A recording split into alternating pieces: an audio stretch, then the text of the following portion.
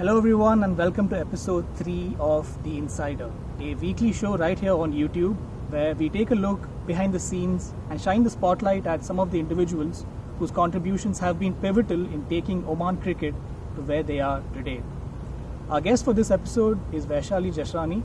She is the captain of the Oman women's cricket team. We will be talking to her about the GCC Women's T20I Championship Cup that was conducted right here last month, and also her participation in the Fairbreak tournament scheduled to start in a few weeks. Vaishali, thank you so much for your time. Thank you. I'll start with the GCC tournament held here. It was 6 teams. Oman played all of them and won 4 of their 5 matches to finish second in the tournament. How was the tournament overall and what did you make of Oman's performance?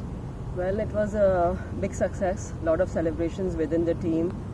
Fantastic performance by our women's team, and hats off to our coach management, which really have put in a lot of efforts over the last few years, and also with Oman Cricket Board, because they've been investing in women's cricket ever since 2014. We've been touring to Malaysia and we went to London. So the experience of that, the process of training the girls ever since 2014-15 has helped us to give us really good runners-up results this time.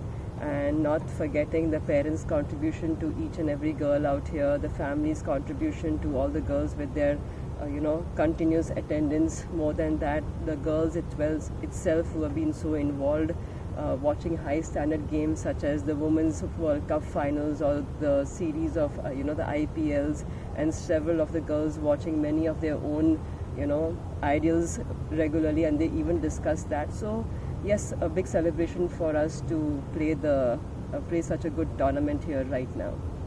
The tournament itself was held in Oman after a gap of 8 years, and I think it was rebooted after a gap of 6 years. Yeah. So, and the difference this time being that the games were live streamed as well. So what did you make of that aspect of it in terms of development of the game? Yeah, it's a big boost for fan engagement for each of the girls who are playing. Their families also can watch them live to play, because sometimes they are situated far away from them, so they're not missing any action. And our own girls can go back to the hotel after the match is over and they can view their own performances, or they can see where they can be better for the next game or what they did good for today. So it's always a lifetime experience for them, and everything is right now captured on social media, and they're young girls, so they are always on social media. So it helps them to have these type of memories in their mind. It's a big inspiration for them, and they can even see their other teams, competitive teams, how they're performing. So it helps to bring a lot of discussions within the team and taking good things out of the tournament. You mentioned in an interview held during the tournament that the leaders of the current teams of all the GCC countries need to come together to formulate a plan that involves more fixtures and more matches for all of you. So could you talk a little bit more about that and how you envision the future of women's cricket to be?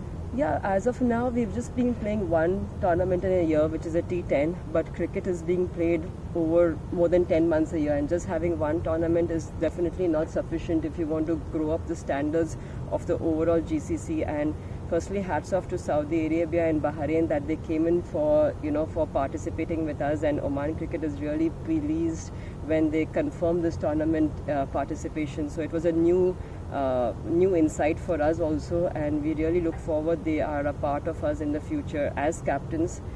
Second thing, as captains, we all know the strength and weakness what we all face in our own region.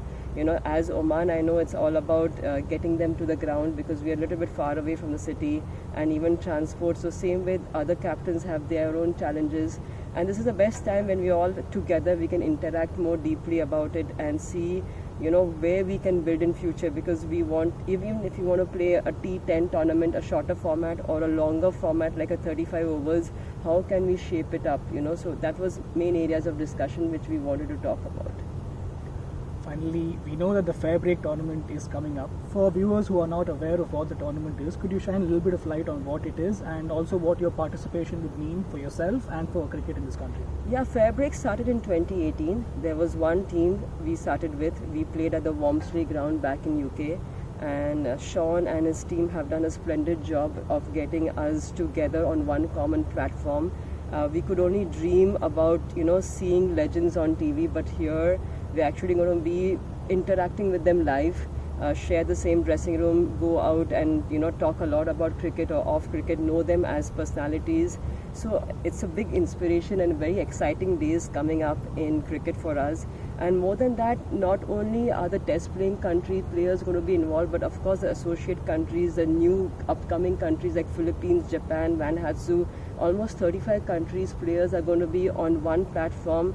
17 days, 19 games, so the amount of match exposure with the amount of interaction Fairbreak has put in, I mean, hats off to them. And we are really trying our best where we can give in our 100% of efforts for women's cricket. And it's one of the tournament together, so we all are really looking forward for that.